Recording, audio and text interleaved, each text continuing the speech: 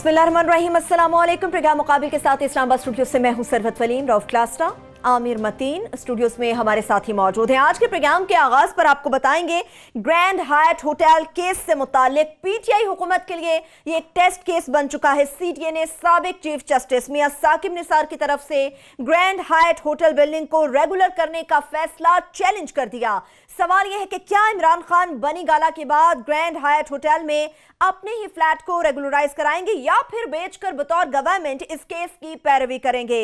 याद रहे कि कॉन्स्टिट्यूशन 1 बिल्डिंग में वजीर आजम इमरान खान और वजीर कानून फरूक नसीम समेत 240 शख्सियात के फ्लैट्स हैं जिनके नामों का इंकिशाफ प्रोग्राम मुकाबिल पहले ही कर चुका है। इसकी मुकम्मल तफसील आपके साथ शेयर करेंगे। जब प्रोग्राम के दूसरे हिस्से की जानिब बढ़ेंगे तो आपको बताएंगे कि विफाकी काबीना ने chairman public accounts committee Shahbaz Sharif पर अदम एतमाद का इजहार कर दिया। वजीर आजम इमरान खान को वज़रा के सख्त सवालात का सामना। चेयरमैन पीएसी के मामले पर अब मुतबादिल सियासी हल का मुतालिबा भी कर दिया गया। यहां पर अहम सवाल यह है कि अब शहबाज शरीफ का मुस्तकबिल क्या होगा। विफाकी काबीना इजलास की अंदरूनी कहानी जानेंगे रऊफ क्लास्टा की जुबानी। प्रोग्राम के जब तीसरे हिस्से की जानिब बढ़ेंगे तो आपको बताएंगे कि गैस की कीमत ना बढ़ाते तो गैस कंपनियां बंद हो जाती। गैस की मद में सालाना 50 अरब रुपए की चोरी हो रही है। वज़ीर आज़म इमरान खान का तकरीब से खिताब। क्या हुकूमत गैस चोरी की कीमत अब आम आदमी से वसूल करेगी? बड़े बड़े गैस चोरों को कटहरे के अंदर कौन लेकर आएगा? इस पर भी तफसील से बात करेंगे। और प्रोग्राम के जब आखिरी हिस्से की जानिब बढ़ेंगे तो आपको बताएंगे कि एक जानिब वज़ीर आज़म इमरान खान ने इस्लामाबाद में कसीरुल मंजिला इमारतों की तामीर के हवाले से सीडीए को 10 दिन में प्लान पेश करने का हुक्म दे दिया, मगर दूसरी जानिब इस्लामाबाद के मास्टर प्लानर्स ने ठेकेदारों के साथ मिलकर बेहंगम इमारतों के ढांचे खड़े कर दिए। दुनिया भर में किस तरह से हाई राइज बिल्डिंग्स को तामीर किया जाता है, मगर इस्लामाबाद इंतजामिया किस तरह से इस शहर में सरिया और सीमेंट के भूत बंगले बना रही है, यह भी डिटेल आपके साथ शेयर करेंगे। और आखिर में आपको यह बताएंगे कि पीटीवी के एमडी अरशद खान की तैनाती के मामले से मुतालिक वज़ीर आज़म इमरान खान ने एमडी की तैनाती को अखबार के इश्तिहार की बजाय पीटीवी के बोर्ड ऑफ डायरेक्टर्स के जरिए करने की मंजूरी दे दी, मगर इसके साथ साथ वज़ीर इत्तलात फवाद चौधरी और अरशद खान के दरमियान लड़ाई मजीद बढ़ गई है। इसकी भी मजीद अंदरूनी कहानी आपके साथ शेयर करेंगे। मगर सबसे पहले क्लास साहब, यहाँ तो सीडीए से मुतालिक हम बात करेंगे कॉन्स्टिट्यूशन 1 के हवाले से। यहाँ तो वो रिवायत से हटकर सीडीए ने अब काम करना शुरू कर दिया। आमिर साहब, आपको याद होगा आपने 3-4 दिन पहले ये प्रोग्राम में थोड़ी सी तनकीद की थी कि सीडीए जो है ना वो इसको चैलेंज नहीं करेगा, इसको जो फैसला था तो नहीं करो। मैंने उस वक्त भी आपको रोक दिया था, मैं कहा सर जी रुक जाए 2-4 दिन को, मेरे पास एक्सक्लूसिव स्टोरी है हमारे पास, उसको शेयर करेंगे। क्योंकि स्टोरी थोड़ी सी आपको पता है ना वो होने में, उसको क्या कहते हैं, मैच्योर होने में थोड़ा सा टाइम लेती है। तो मैं जरा वेट कर लेते हैं तब तक हमारे पास सबूत ना आ जाए, चीज़ें ना आ जाएँ। सो मुझे उस वक्त पता था कि एक प्रोसेस चल रहा है सीडीए के लिए, बहुत बड़ा टेस्ट केस था, बड़ा इम्तिहान था कि वो जाके इस फैसले के ख़िलाफ़ जो वहाँ पे साकिब निसार साहब अगरचे हमारे बड़े फेवरेट चीफ जस्टिस रहे हैं, लेकिन 2-4 ये मामले पे हमारे दिल भी दुखे हैं, मतलब बात करने में हर्ज नहीं है क्योंकि हम उनकी ज़ात पे बात नहीं कर रहे, कि जाते जाते वो कुछ ऐसे फैसले करके गए आखिरी 10-15 दिनों में जो मेरा ख्याल है आने वाले चीफ जस्टिस पे आपको छोड़ने चाहिए, जहाँ पे आपके पूरे शहर का बिलियंस ऑफ रुपीज़ का उसमें मामला हो, बिग केसेस हो, तो उसको आपको हरी में नहीं करना चाहिए उसको जाते हुए, क्योंकि मैं जा रहा हूँ तो 10-15 दिन है, 2-4 दिन आखिरी दिन में, और अभी तक उसकी मज़े की चीज़ है शार्ट ऑर्डर करके गए कि इसको रेगुलाइज कर दें कॉन्स्टिट्यूशन 1 को, जहाँ पे प्राइम मिनिस्टर ऑफ पाकिस्तान के फ्लैट्स हैं, जहाँ पे हमारे लॉ मिनिस्टर फरूक नसीम के फ्लैट्स हैं, और बड़े बड़े बिग गन्स हैं जिनके नाम हम पहले भी चला चुके हैं, अभी भी आपको दिखाएंगे। तो जाते जाते आखिरी दिनों में उन्होंने आके इसको भी रेगुलाइज करके गए, और साथ में बनी गाला को भी आपको याद होगा वो रेगुलाइज करके, और दोनों जगह पे prime minister of Pakistan Imran Khan के एक जगह घर था उनका, दूसरी जगह उनका फ्लैट था, और बड़ा महंगा 5-6 करोड़ रुपए के करीब का फ्लैट है उनका वहाँ पे। सो वो करके गए। आमिर साहब का ये ख्याल था, जो किसी हद तक ठीक भी था, कि सीडीए जो है वो इसको चैलेंज नहीं करेगा, रिव्यू पिटीशन में नहीं जाएगा। इनके खदशात भी वो दुरुस्त थे 2 रीज़न की बुनियाद पे। एक तो ये थी कि जनाब कौन सा आपके महकमे को जरूरत है जब वजीर आजम पाकिस्तान का जिस बिल्डिंग में फ्लैट हो अपना, और वो इलीगल बिल्डिंग हो, गैर कानूनी तौर पर तमीर की गई, उसमें बहुत सारी इरेगुलरिटीज़ हों, उसको यहाँ सुप्रीम कोर्ट ऑफ पाकिस्तान के जाते हुए चीफ जस्टिस जो हैं एक डिटेल जजमेंट के जरिए नहीं, एक शॉर्ट ऑर्डर के जरिए पूरी डील बना के रेगुलाइज करके जा रहे हूँ, तो कौन सा सरकारी यहाँ महकमा है वो जुर्रत करेगा कि पहले तो प्राइम मिनिस्टर ऑफ पाकिस्तान और लॉ मिनिस्टर फरूक नसीम के खिलाफ वो जाए पिटीशन में, नंबर 1। दूसरा कि चीफ जस्टिस के फैसले के खिलाफ जाए, दोनों है ना। ये तो आपकी वो एक कहते हैं ना अपनी गर्दन जो है ना अब गुलेटेन पे रख रहे हैं कि आपको वज़ीर आज़म साहब भी उसको कर सकते हैं कि आपको जरूरत कैसे है, आपने दोबारा एक मीडिया को और अदालतों को आपने एक और उसी के काम पे लगा दिया, फिर मेरे ऊपर अटैक आएंगे, तो आप क्यों पिटीशन में चले गए, रिव्यू में गए। बड़ा फैसला है, बोल्ड डिसीजन है। दूसरा, चीफ जस्टिस साहब के भी सारे वहाँ पे ऑफ कोर्स उनके फेलो जजेस बैठे हैं, वो भी देखेंगे कि अगर हम आके चीफ जस्टिस ऑफ पाकिस्तान साबका के 2 हफ्ते पहले तक हमारे थे, अगर उनके फैसलों को हम आके इनको रिवर्स करते हैं तो उनकी अपनी इंटेग्रिटी, उनकी लेगेसी का क्या बनेगा। So it's a big test case. So अभी हम ये आपके साथ ये कंफर्म कर सकते हैं कि सीडीए ने ऑफिशियली तौर पर एक अच्छा खासा पलंदा बना के उन्होंने वो सुप्रीम कोर्ट ऑफ पाकिस्तान में फ़ाइल किया है, जिसमें उन्होंने बड़ी तफसील से उनके शॉर्ट ऑर्डर को बुनियाद बनाते हुए जो साकिब निसार साहब दे के गए थे, उन्होंने इस बिल्डिंग के खिलाफ उन्होंने कहा जनाब गैर कानूनी बिल्डिंग थी फ्राम डे 1। इस पे हमारे पे ये जिन लोगों ने आके इसको अप्रूव किया था, जिन्होंने इसकी मंजूरी दी थी, वो लोगों के खिलाफ कार्रवाई होनी चाहिए थी, उनके खिलाफ एक्शन लेना चाहिए था। इस पे इस्लामाबाद हाई कोर्ट का फैसला है, उन्होंने इसको नल एंड वैड करार दिया था। इस पे टोटल इसमें बड़े पैमाने पे लोगों को फेवर दी गई थी और गलत इसको उन्होंने रेगुलाइज किया है चीफ जस्टिस साहब ने जाते हुए। मैंने इसको कंफर्म करने के लिए, क्योंकि बड़ी स्टोरी थी, प्राइम मिनिस्टर ऑफ पाकिस्तान इसमें इन्वॉल्व हैं, लॉ मिनिस्टर इन्वॉल्व है पाकिस्तान का जहाँ पे फ्लैट्स हैं, मैंने जो सीडीए के वकील हैं और बड़े ऑनरेबल, बड़ा मुअज़्ज़ज़, बड़ा नाम है उनका, उन्होंने वकील तो वैसे तगड़ा किया है आई से, उनका नाम है जस्टिस मुनीर प्राचा साहब, साबिक ये जस्टिस हैं। मेरी उनसे मुनीर प्राचा साहब से भी बात हुई है फ़ोन पे सर। मैंने उनसे पूछा, मैं कि सर इज़ इट ट्रू कि आपने ये पिटीशन जो है ऑन बिहाफ ऑफ सीडीए आपने वहाँ पर शामिल कर दिए, क्योंकि हमारे जो आपको पता है ये हो गया राना अशरफ साहब जो हैं वो सुप्रीम कोर्ट वगैरह की चीज़ें दीगर मामला देखते हैं, उन्हें शक हो गया। तो उन्होंने कहा जनाब कि वो तो चीफ जस्टिस साहब जो हैं पिछले, वो जाते हुए तो वो शॉर्ट ऑर्डर करके सेटलमेंट करके तो रेगुलाइज करके, तो अभी तो इसका डिटेल फैसला कोई और जज साहब लिख रहे हैं, तो जब तक डिटेल फैसला नहीं आएगा तो रिव्यू कैसे होगा। तो ये सवाल मैंने पूछा उनसे मुनीर प्राचा साहब से, मैं कि सर कि ये जो है आप अब डिटेल जजमेंट तो आनी है, तो आप वहाँ पे कैसे चले गए हैं। तो उन्हें बड़ा खूबसूरत जवाब दिया कि वो खुद भी जज रहे हैं बड़े अच्छे वो।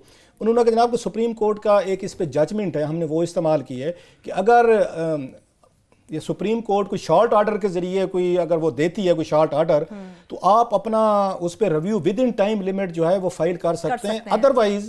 अदरवाइज वो फिर वो टाइम बार हो जाता है, फिर आप उसको आके आपकी जो कंप्लीट जजमेंट आती है डिटेल उसके बाद भी नहीं कर सकते। लिहाजा उन्होंने कहा जी हमने उनको ये फाइल कर दिया है और तफसील से बहुत सारी चीज़ें भी हमने उसमें दे दी हैं, और बाकी जो ही वो डिटेल जजमेंट आएगी उसमें जो नुक्ते बताए जाएंगे हम उसके अगेंस्ट भी जाके उसको करेंगे। सो एक ऑफिशियली कंफर्मेशन है कि प्राइम मिनिस्टर ऑफ पाकिस्तान का जिस गैर कानूनी बिल्डिंग में जो एक तरह की सिक्योरिटी हैजर्ड समझी जाती है, लॉ मिनिस्टर का जहाँ पे फ्लैट है, उसके फैसले को उन्होंने आकर रिवर्स करवाने के लिए जो उस वक्त कराया गया था मेरा ख्याल है, और एक तरह का उन्होंने जिस तरह भी हुआ वो उसमें हम क्या कह सकते हैं, वो जब आएगा क्योंकि हम उसमें एक आगे फेयर जजमेंट करेंगे। तो ये खबर है आमिर साहब आपको जो उस दिन मैं रोक रहा था, मैं सर जी क्योंकि आप बार बार कह रहे थे नहीं होगी। दूसरा मैं लास्ट कह दूं कि अफजल लतीफ़ साहब जो थे इससे पहले मेरा ख्याल है उनका नाम ये था सीडीए चेयरमैन, अगरचे उनके बारे में बड़ा ये था कि बड़े ईमानदार हैं, बड़े अच्छे हैं, लेकिन उस ईमानदार और बड़े अच्छे जो है ना बड़े समझदार भी होते हैं, वो कैरियर ओरिएंटेड होते हैं ना सारे। उन्होंने बनी गाला में जो वो करके गए थे रेगुलाइज, जिसमें against prime minister of Pakistan का घर वो इलीगल था, जो मुझे दुख हो रहा है जिसमें बात करूंगा, पहले आप जरा कर लें कि प्राइम मिनिस्टर ऑफ पाकिस्तान को क्या अपने कन्फ्लिक्ट ऑफ इंटरेस्ट रखने चाहिए 4-5 करोड़ रुपए का एक फ्लैट के लिए, पूरी आपकी मशीनरी, ब्यूरोक्रेसी, अटॉर्नी जनरल सारे आपको डिफेंड करें जैसे नवाज शरीफ साहब के साथ होता है, डिटेल से हम बात करते हैं। लेकिन बनी गाला में इन्होंने नहीं किया था सर, लिहाजा बनी गाला को उन्होंने रेगुलाइज करवा लिया सर, उस पर कोई पे उसमें रिव्यू में नहीं गए। अफजल लतीफ़ साहब जो बनते थे वो ये बड़ी फेवर करके गए, उन्होंने प्राइम मिनिस्टर के डर से की, जिसके भी डर से की वो रिव्यू में नहीं गए थे। लेकिन अब सीडीए जो है रिव्यू में चला गया, इसकी इंप्लीकेशन क्या होगी आमिर साहब से सुन लें, बाकी हम इस पे डिटेल पे बात करें।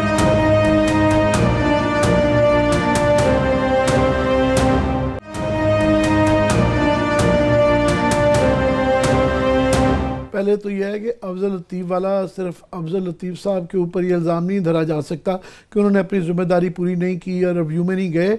ये प्राइम मिनिस्टर ऑफ पाकिस्तान पे भी आती है कि ये उनकी प्राइम मिनिस्टर जब होते हैं और उनका ज़ाती घर का जो रेगुलराइज होता है और उनके अंडर कमांड अगर ये नीचे आपका कोई अफसर जो है वो रिव्यू नहीं करता जो कि डायरेक्टली उनको मुतासर करता हो पॉजिटिवली और नेगेटिवली, फिर उसका बारे ज़िम्मेदारी जो है वो बिल्कुल प्राइम मिनिस्टर के ऊपर आता है। मेरा ख्याल चाहे लेट भी हुआ है कोई ना कोई तरीक़ाकार निकालना चाहिए ताकि उसकी लवाजमात लीगल पूरी हों ताकि उन पर ये इल्ज़ाम न लगे, पहली बात।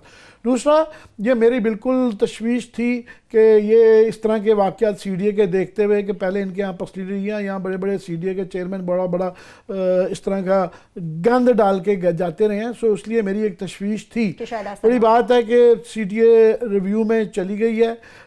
इसके एक लीगल ये है कि ये इसको जब ये फैसला साकिब निसार साहब ने जब देना था तो लोगों को याद करवा दें कि हमें भी बुलाया गया था, काज साहब को और मुझे भी बताया गया था और हमें गैग करके ना एक बड़ी सी रस्सी लगा के उन्होंने मुंह पे लगा दी थी और पीछे के जनाब इस पर आपने बात नहीं करनी। और उन्होंने बड़ा स्ट्रिक्चर्स पास किए थे साकिब निसार जज साहब ने कि देखे ना वो थर्ड पार्टी सबूत होता है, आपको नहीं पता थर्ड पार्टी क्या होती है, थर्ड पार्टी करते रहते थे।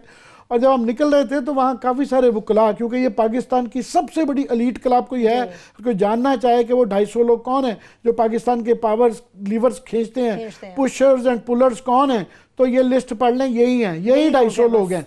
वो 250 के 500 वकील वहाँ खड़े हुए थे और उनमें से कई हमें ठट्ठा लगा रहे थे मजा आया ना, पता चला है ना, हमारा बड़े खुश थे। हंसी। हमारा कोई जाती ताल्लुक नहीं था, ये हम सिर्फ लोगों का टैक्स पेयर्स बनी है उस पे करते हैं। हमारा कोई ना अपना फ्लैट था ना किसी रिश्तेदार का था, ना ही ये था कि हमें अप्लाई किया और हमें मिला नहीं, कोई जाती नहीं था।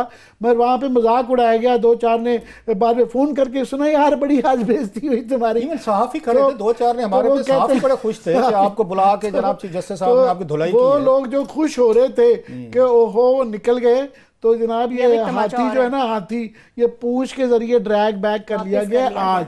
वो इसलिए भी कर लिया गया है कि एक सुप्रीम कोर्ट में जब रिव्यू होता है वो लार्जली लॉ पॉइंट पे होता है, वो हम मेरिट में इतना नहीं जाते हैं। इसका एक बहुत बड़ा लॉ पॉइंट ये है कि जिसके ऊपर ये शायद फारे हो जाएगा, जो लोग हंस रहे थे, ये आंसू, ये हंसी आंसू बन सकती है इसलिए कि प्रेसिडेंट्स यहाँ मौजूद हैं कि ऐसे केस फारिग कर दिए जाते हैं जहाँ जज साहब डिटेल जजमेंट ना दे के जाएँ और रिटायर हो जाएं तो वो फिर वापस चली जाती है। सो एक बहुत बड़ा लेकुना इस फैसले के अंदर ऑलरेडी आ चुका है और वो डेट जो थी जिसके अंदर डिटेल जजमेंट देनी होती है वो डेट गुजर चुकी है, वो डेट भी अब गुजर चुकी है।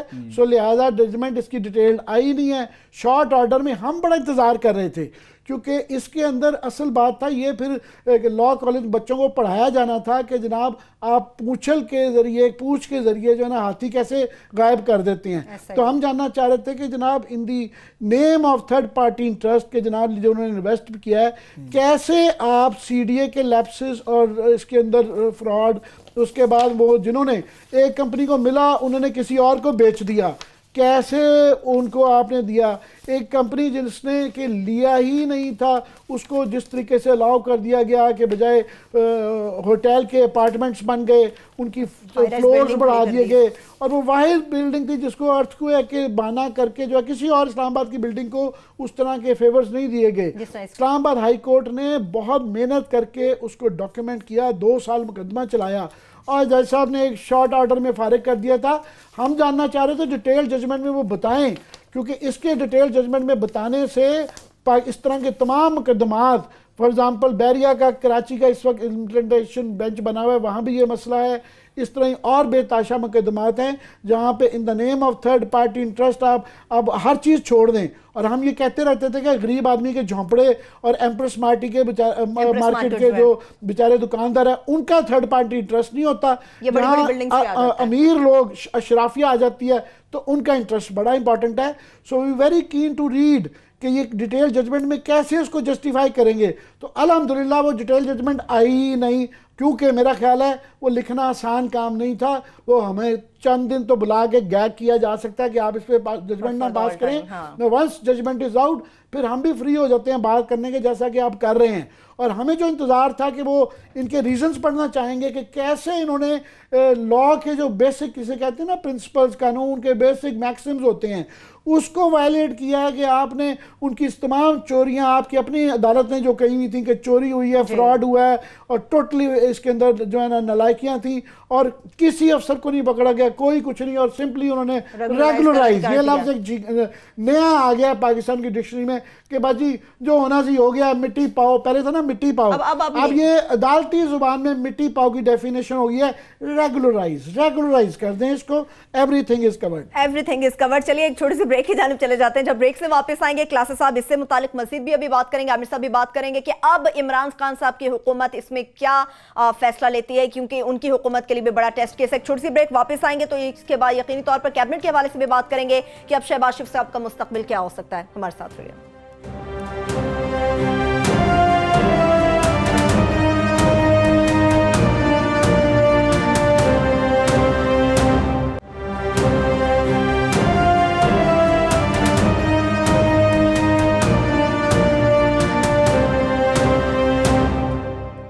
ब्रेक के बाद एक बार फिर से प्रोग्राम में हम आपको खुशामदीद कहेंगे। ग्रैंड हायट होटल केस से मुताल्लिक बात चल रही है। क्लासेस साहब, यकीनी तौर पे खान साहब के लिए एक बड़ा टेस्ट केस तो है, मगर सुना है कि ये मामला तो कैबिनेट के अंदर भी था, खान साहब उठ के चले गए, असद उमर साहब चेयर कर रहे थे। मैं उस पर आता हूँ कि इमरान खान साहब ने कैबिनेट मीटिंग क्यों छोड़ दी थी।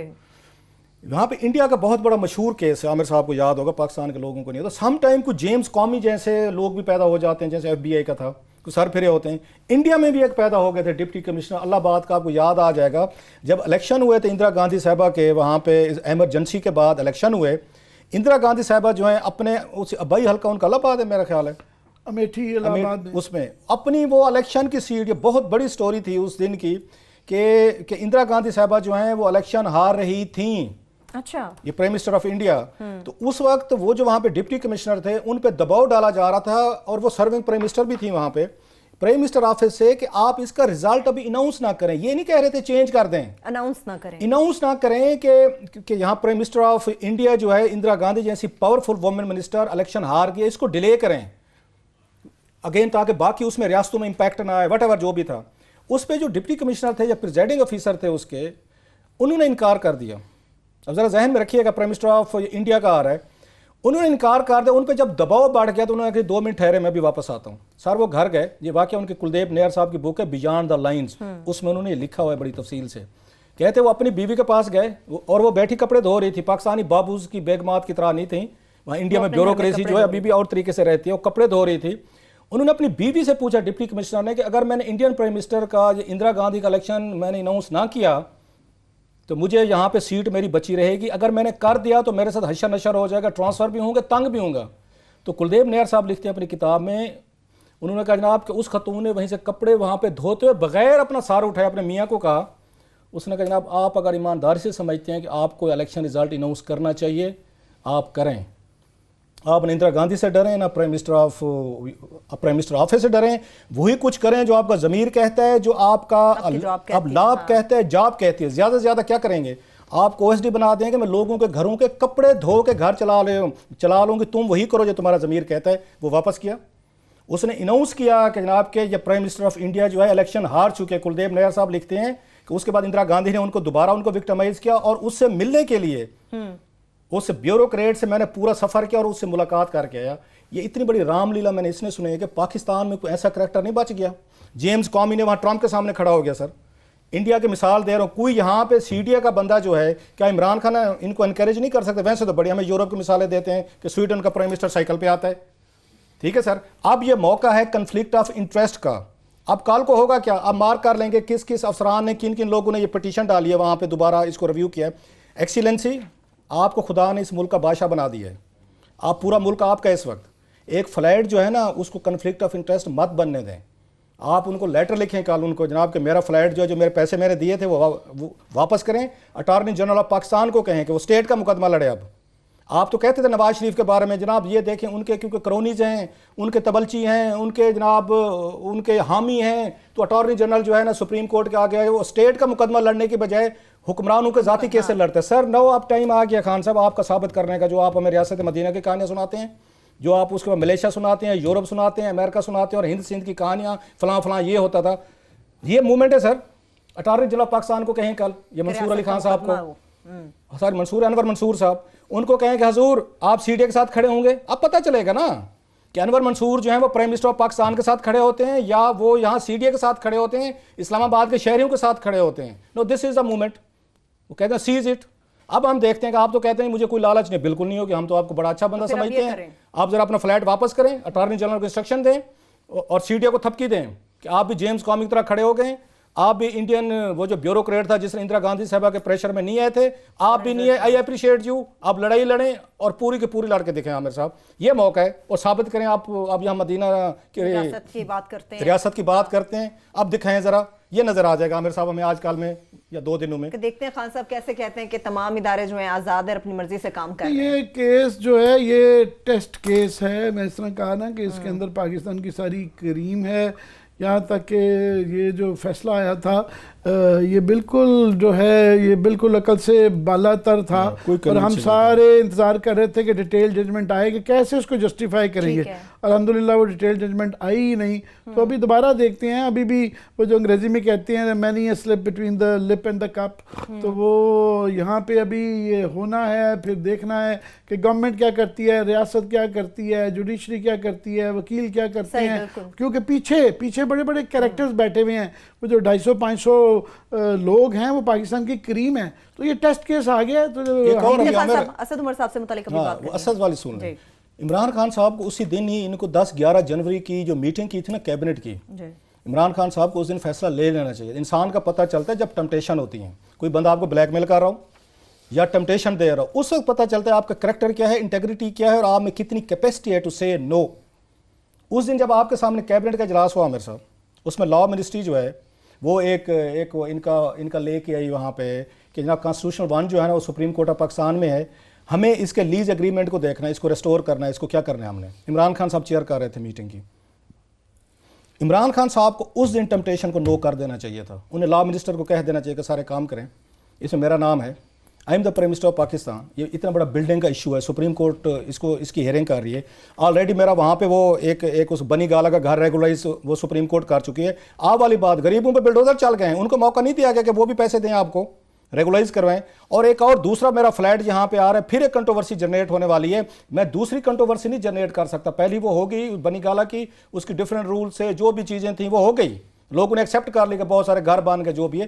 ये नया कट्टा नहीं खुलना चाहिए मेरे पीछे के, एक नया एक फ्लैट, एक नई बिल्डिंग, एक गैर जरूरी डिबेट होगी और मुझे as prime minister of Pakistan कटहरे में खड़ा होना पड़ेगा। इन्हें उसी दिन 10 जनवरी को इनको इमरान खान साहब को कह देना चाहिए था कि जनाब इनको लिखें बीएनपी ग्रुप को, मेरा फ्लैट कर दें वापस, I am not party to it, no I am the prime minister, मैं कन्फ्लिक्ट ऑफ इंटरेस्ट में नहीं जा सकता। उसके बाद स्टेट जो है वो सीडीए के साथ खड़े होगी, वो सीडीए का स्टैंड लेगी। इनके सामने सारी एजेंडा पेश हुआ, इनको कहीं डिनाई करें ये मैं गलत कह रहा हूँ सर कि कैबिनेट में ये चीज़ें नहीं हुई, इनके सामने पेश हुआ और इमरान खान साहब नो नहीं कर सके सर, जो करनी चाहिए थी। इन्होंने क्या काम किया, वही वाली बात जो आप वाली बात है, कन्फ्लिक्ट ऑफ इंटरेस्ट। कम से कम एक बंदा है इस मुल्क में जिसको कन्फ्लिक्ट ऑफ इंटरेस्ट समझ आती है, वो इमरान खान साहब हैं। उन्होंने कहा जनाब कि इसमें तो मेरा फ्लैट है, अब मेरे सामने एजेंडा है, तो मैं कैसे इसको प्रिजाइड करूं। साथ में फ़रोग नसीम साहब जो हैं उसमें भी आ रही कन्फ्यूजन आ रही कि उनका फ्लैट है या वो वकील थे, तो फ़रोग नसीम साहब भी बैठे। अब अंदाज़ा करें, प्राइम मिनिस्टर भी हैं और साथ में लॉ मिनिस्टर है जिन्होंने जंग लड़नी है सीडीए के साथ खड़े होकर, दोनों को कन्फ्लिक्ट ऑफ इंटरेस्ट आ रहे हैं।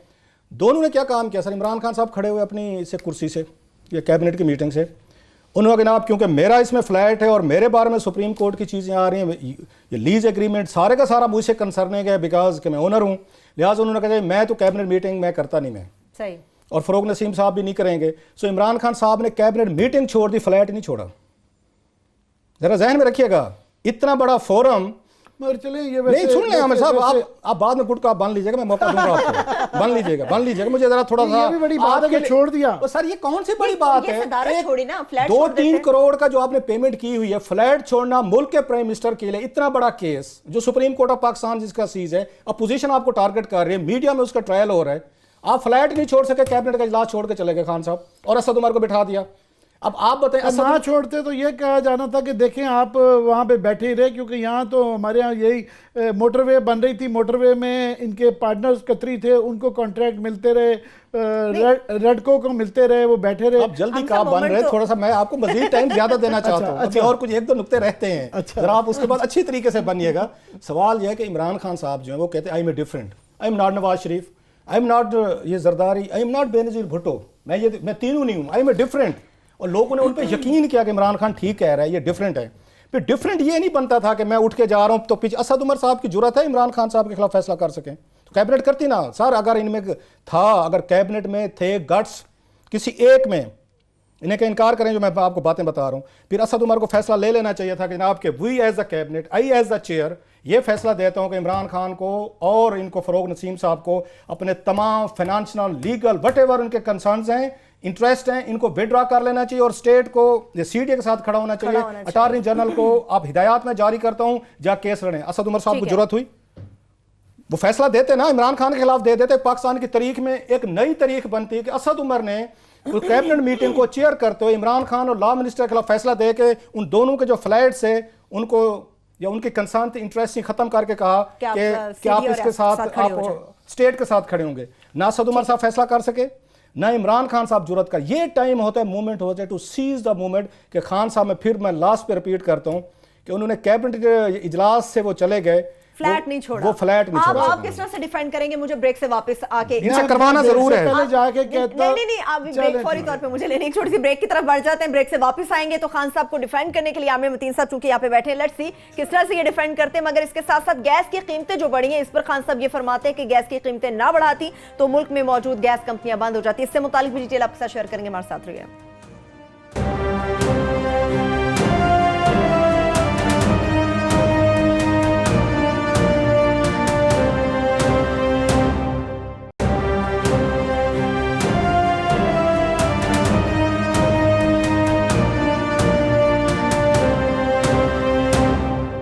ब्रेक के बाद एक बार फिर से प्रोग्राम में हम आपको खुश आमदेद कहेंगे। आप खान साहब का डिफेंड करने वाले थे अभी। नहीं, मुझे रऊफ क्लासा साहब ने और आप भी शामिल थे, बीच में फंसा दिया था बड़ी एक डिफिकल्ट सिचुएशन में कि मुझे जो है गुड कॉप मैं जरूर बनने की कोशिश करता हूँ,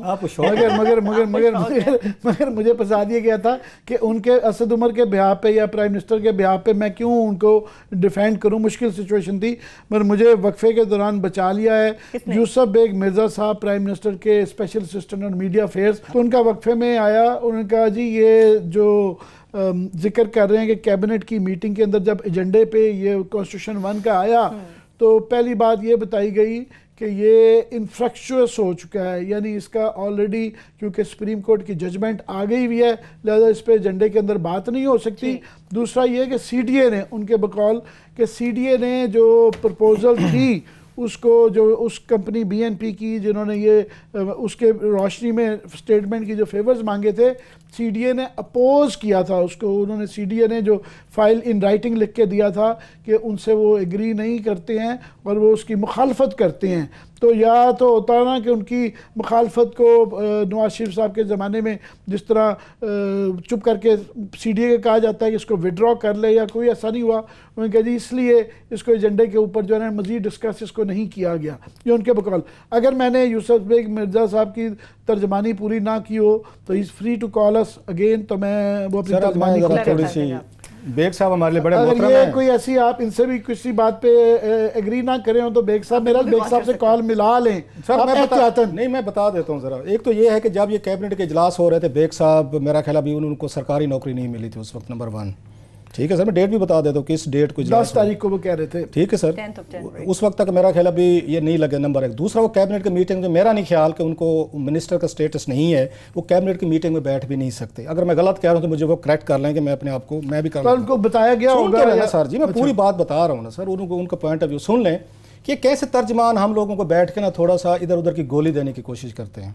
ठीक है सर, उनको वो ये कह रहे हैं कि उस वक्त तक जजमेंट आ चुकी होती। पहले तो अपने फैक्ट्स बेग साहब ठीक कर लें कि जजमेंट किस डेट को आई है सर, आप मुझे बताएं। 10 तारीख को आई थी जजमेंट, मुझे डेट याद मैं बता दूं 14-15 के करीब आई है sir judgement, short order. Baig साहब को तो ये भी पता नहीं है कि सुप्रीम कोर्ट की जजमेंट कब आई थी और यहाँ पे इजलास जो है कैबिनेट में एजेंडे पे कब है। पहले तो अपने फैक्ट्स जरा कैबिनेट से भी चेक कर लें। वो 10 तारीख का वो गलत कह रहे हैं, उस वक्त तक फैसला नहीं आया था। नंबर एक, वो कैबिनेट के सामने यही लेके गए, सुप्रीम कोर्ट ने ये कहा, हम रिपोर्टर हैं, पूरी तैयारी करके बैठते हैं, हमें पता होता है कि यहाँ सरकारी मुलाजिम होते हैं, उन्होंने अपनी नौकरी पूरी करनी होती है, लिहाजा फैक्ट्स आगे पीछे करने की थोड़ी सी कोशिश करते हैं। हुआ ये था जनाब कि सुप्रीम कोर्ट ऑफ पाकिस्तान ने, अब जरा मैं डेट्स के साथ बात करता हूँ सर, ताकि जरा बेग साहब की भी तसल्ली हो जाए। नंबर मिला ही लो बेग साहब को सर, बात कल मिला लेंगे, आज इतनी जल्दी क्या है, जरा फैक्ट्स बता देते हैं ना, ताकि वो पूरी तैयारी के साथ है ना, जरा चेक कर लेना फैक्ट्स अपने, वो जो वो कह रहे हैं जनाब कि फैक्चुअस हो गया था, तो सुप्रीम कोर्ट की जजमेंट, उन्हें पहले चेक करना चाहिए था कि कैबिनेट का इजलास एजेंडे पे किस दिन था और फैसला कब आया, इसमें 8-10 दिन का फर्क है दोनों में, वो जरा चेक कर लेंगे तो उनको उनकी ये बात ठीक नहीं रहेगी। हुआ ये था sir, supreme court of Pakistan ने या 13/12 ये 2018 को अली जफर साहब जो है ना वो वकील थे, इनको कहा गया था आप अपना कोई पैकेज जो है ना वो सीडीए के पास लेके जाएं, उनको प्रपोजल दें कि आप ट्रांचेस जो हैं यहाँ पे किस्तें कैसे देंगे, जमा करवाएंगे। उन्होंने उस डेट तक जमा नहीं करवाई थी, तो उस पर उन्होंने आर्डर किया जनाब कि ये उनका आर्डर जो है उस पर उन्होंने लिखा 9/1/2019 को सुप्रीम कोर्ट ने कि अगर आपने यहाँ पे उनको ना दिया, उनको आगे शेड्यूल पेमेंट का, तो सुप्रीम कोर्ट खुद फिर केस को सुनेगी, मेरिट पे फैसला करेगी। ये हुआ आर्डर। इसके बाद जनाब इसका सीडीए बोर्ड का इजलास हुआ 4 जनवरी 2019 को, उसमें ये प्रपोजल ये लेके गए, पेश की इन्होंने कि हम इसके तहत आपको पैसे पेमेंट करना चाहते हैं, तो सीडीए बोर्ड ने उसको आके अप्रूव करने से इनकार कर दिया, जी हम नहीं करते। इसके बाद ये कैबिनेट को भेजा गया एजेंडा कि आप इसकी अप्रूवल देके आप इसकी दें, ये एजेंडे पे था असल चीज़। उस पर जब गया तो किसी एक सियाने ने इनको वहाँ पे एक तजवीज़ दी जो ठीक दी, उन्होंने कहा जनाब ये तो सुप्रीम कोर्ट ऑफ पाकिस्तान इसको सुन रही है केस को, सीडीए जाने वो जाने, हम क्यों फैसला करें जब हमारा प्राइम मिनिस्टर इसमें इन्वॉल्व है। सो सुप्रीम इन्होंने असद उमर ने उस पर फैसला नहीं किया, इन्होंने डेफर कर दिया कि सुप्रीम कोर्ट को फैसला करने दें, हम इसमें कैबिनेट लीज इशू में नहीं आती, क्योंकि हमारा प्राइम मिनिस्टर और हमारे लॉ मिनिस्टर के कन्फ्लिक्ट ऑफ इंटरेस्ट आ रहे हैं। इसलिए इमरान खान साहब उठ के चले गए, इसलिए फरोग नसीम साहब उठ के चले गए थे दोनों। सो कैबिनेट ने इसको डेफर कर दिया था कि जब तक सुप्रीम कोर्ट का फाइनल फैसला नहीं आता हम इसको फैसला नहीं करते। ये नहीं था कि जनाब के सुप्रीम कोर्ट का फैसला आ चुका था, ये इररेलेवेंट हो चुका था, बेग सब अपने फैक्ट चेक कर लें, अभी भी उनको कोई इस पे कोई शक है, हमारे बड़े मोहतरम हैं, कल तशरीफ लें, हमारे साथ बात कर लें सर, ये फैक्ट है। हो सकता है मुझे अंडरस्टैंडिंग उनकी बात में उन्होंने आपको ठीक समझ कहा हो, शायद ये कहना चाह रहे हो कि वो क्योंकि ये फैसला आने वाला है तो इस वजह से कैबिनेट ने उसको नहीं किया। सर मेरा तो एक और था, मेरे साथ बड़ा सिंपल सा कि जब आपके सामने ये आ रही है कैबिनेट के सामने के प्राइम मिनिस्टर ऑफ पाकिस्तान का इसमें फ्लाइट, और पाकिस्तान का प्राइम मिनिस्टर कैबिनेट मीटिंग छोड़ के जा रहे हैं फ्लाइट के लिए, मैं और कह रहा हूँ असद उमर कह देते कि यार हम किस चक्कर में पड़ गए हैं यार, ये कैबिनेट इस काम के लिए बैठी है, प्राइम मिनिस्टर ऑफ पाकिस्तान के उनके जाती फ्लाइट्स या उनके जाती प्रॉपर्टीज का हमने फैसले करने हैं। Let's take a bold decision कि इमरान खान साहब, मैं असद उमर, मेरे वजीर, हम ये फैसला करते हैं आप इसको सरेंडर कर, अब इसको सरेंडर करें, क्योंकि इसमें मैसिव कन्फ्लिक्ट ऑफ इंटरेस्ट आ रही है। ये फैसला कैबिनेट क्यों नहीं कर सके, इमरान खान साहब क्यों नहीं कर सके? अच्छा वो अब आप कहेंगे जी उनकी भी तो कोई राइट्स हो सकते हैं sir, he is the prime minister of Pakistan, उन्होंने अटॉर्नी जनरल को हिदायत देनी है, उन्होंने सीडीए को हिदायत देनी है, और सीडीए ये कह रहा है कि ये प्रपोजल हम नहीं मानते, ये गलत, इसमें चीज़ें जो हमसे पहले लोग बैठे थे गलत लोग ये काम करके गए। सो मेरा एक और पॉइंट ऑफ व्यू है कि ना इमरान खान साहब जुर्रत कर सके फ्लाइट को नो कहते ताकि कन्फ्लिक्ट ऑफ इंटरेस्ट से बच जाते। एक सेकंड लगना था भाई, मैं कहीं उठ के नहीं जा रहा जेंटलमैन, ना फरोग नसीम साहब उठ के जा रहे हैं, वी आर सिटिंग हियर, इधर लो यार, ये मेरा नोट लिखो यहाँ पे कि इनको बीएनपी ग्रुप का लिखे मेरा फ्लैट सरेंडर, अटॉर्नी जनरल को कहें कि आज के बाद वो सीडीए के साथ खड़ा होगा, स्टेट के साथ खड़ा होगा। हम ना ये नवाज शरीफ है, ना जरदारी है, ना बेनजीर भुट्टो है कि अपने पर्सनल अपनी प्रॉपर्टीज के लिए, इंटरेस्ट के लिए हम स्टेट को इस्तेमाल करें, या अटॉर्नी जनरल या office of the attorney general को हम इस्तेमाल करें। सर मैं तो ये बात कर रहा हूँ कि इमरान खान साहब या असद उमर जुर्रत नहीं कर सके, कैबिनेट जुर्रत नहीं कर सकी, कैबिनेट के वजीर जुर्रत करते ना कि खान साहब आप बड़े अच्छे बंदे हैं, पूरा मुल्क आप पे एतबार करता है, आपके हलाल के पैसे हैं, इनकम है, आप कहीं और फ्लैट ले लीजिएगा, या जब तक वजीर आजम है आप ये प्रॉपर्टी का काम ना करें। मैं तो ये बात कह रहा हूँ कॉन्फ्लिक्ट ऑफ इंटरेस्ट खत्म कर दे। थोड़ा सा गुड कॉप जरूर पढ़ना चाहता था, मगर मेरे मुकाबले पे बैड कॉप नहीं है, वेरी वेरी बैड कॉप है, तो इसलिए मैं नहीं फंसने वाला कि on behalf of the prime minister, on behalf of PTI, on behalf of Asad Umar and the entire cabinet जो है कि मैं उनकी एक्सप्लेनेशन दूं, वो अपनी उन्होंने एक्सप्लेनेशन देनी हो तो लिख के टेलीफोन या बजरिया खत और तार जो है ना वो भेज सकते हैं, मैं उसको पढ़ दूंगा। 2 मिनट है और आपके पास 2 मिनट पीटीवी क्विकली बता दें, इसको फॉलो करते रहेंगे। मगर ये जो टैक्स पेयर्स के पैसे से पीटीवी चलता है, 20 अरब रुपया उसका लॉस हो चुका हुआ है, वहाँ पे गुमसान की लड़ाई जारी है। पीटीवी के वहाँ पे जो एक्टिंग एमडी साहब हैं वहाँ पे वो अपने दफ्तर जा नहीं सकते, यूनियन वहाँ पे जुलूस निकाल रही है। आज उन्होंने गन क्लब के ऊपर जो है वहाँ पे बोर्ड ऑफ गवर्नर्स की मीटिंग की और वो बज़िद हैं कि मैंने ही जो है बोर्ड के इस मीटिंग के ज़रिए जो है ना 22 लाख रुपए तनख्वाह के एमडी लेना है। उसके पीछे जो उनके साथ उनकी सपोर्ट में प्राइम मिनिस्टर हाउस जो है के जो पीएमसी आजम खान साहब आ चुके हैं और उन्होंने लिख दिया है कि जनाब कंपनीज एक्ट नहीं चाहिए है और ये जो है पब्लिक सेक्टर एंटरप्राइज का कानून है उसके तहत ये मजाज हैं।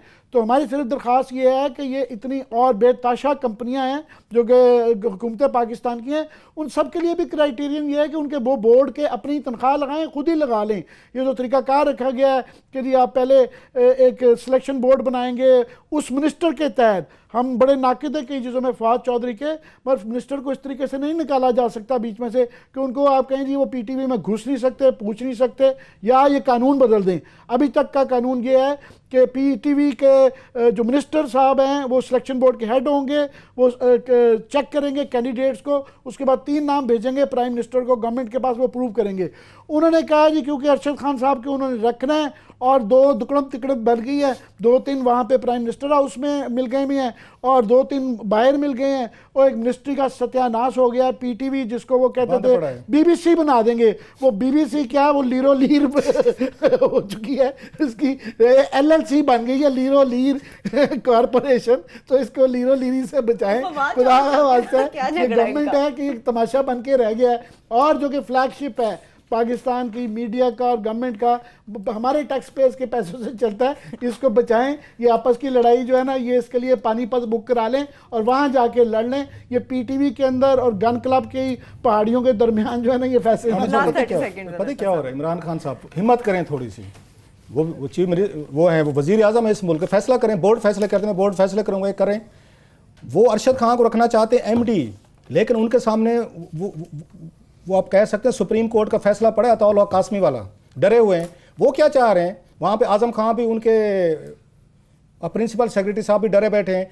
वो बंदूक रखना चाहते हैं पीटीवी के बोर्ड के मेंबरान पे कि कल को ये टूंगे जाए सुप्रीम कोर्ट ऑफ पाकिस्तान में। वो क्या कह रहे हैं वहाँ पे, आजम खान ने जो लेटर लिखा है कि हम नहीं लगाते एमडी, ना इमरान खान लगाएगा ना मैं लगाऊंगा, आप जो बोर्ड के मेंबर बैठे हैं आप ही अरशद खान को एमडी लगा के हमें नाम भेज दें, हम नोटिफाई कर देंगे, ताकि कल को जब टूंगे जाए सारे सुप्रीम कोर्ट में कोई बंदा चला जाए कि जनाब अताउल कासमी केस में आपने एसओपीज बना दी थी, बोर्ड कैसे किसी को एमडी लगा सकता है सर, नहीं लगा सकता वो वहाँ पे। लिहाजा इमरान खान साहब और उनके प्रिंसिपल सेक्रेटरी आजम खान साहब बड़े सियाने आदमी हैं सर, सियाने हैं वो। अब इनको फंसाना चाहते हैं बोर्ड के 10-12 मेंबरों को, कल को ये सब सुप्रीम कोर्ट ऑफ पाकिस्तान में पेश होंगे अगर कोई चला गया पिटीशन लेके कि अताउल कासमी केस में तो आपने ये एसओपीज तय की थी, आपने सजाएं दी थी, आपने तुमसे रिकवरी करवाई थी।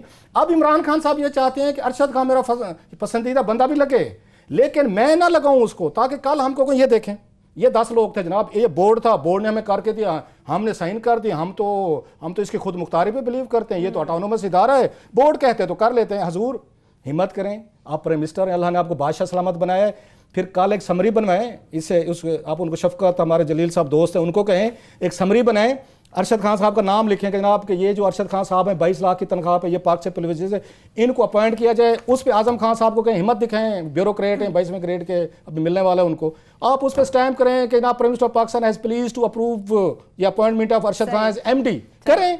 अब बोर्ड तक आखिरी खबर क्विकली देते जाएं कि आखिरी खबर ये आई है कि फवाद चौधरी साहब ने, वजीर साहब ने एमडी साहब अरशद खान के खिलाफ करप्शन के बारे में इंक्वायरी ऑर्डर कर दिया है कि बेनामी पेमेंट्स इन्होंने की थी, कोई पुरानी एप्लीकेशन थी, सो लिहाजा ये लड़ाई अभी तक जारी है। कल इसका एक बंदा जाने वाला है, या हमारे दोस्त फवाद चौधरी साहब जाएंगे या इमरान खान साहब के फेवरेट अरशद खान जाएंगे, दोनों ये दुकान वो क्या कहते हैं आजम खान ने नहीं जाना, नहीं जो उन्होंने सरदार साहब ने कहा था कि ये दुकान में चलती लगती नहीं, one has to go sir, let's see who goes और कौन जाता है, किसकी कुर्सी खाली होती है। इसके साथ प्रोग्राम में अपने इख्तिताम को पहुंच रहा है। अपना बहुत सा ख्याल रखिए, खुदा हाफिज़।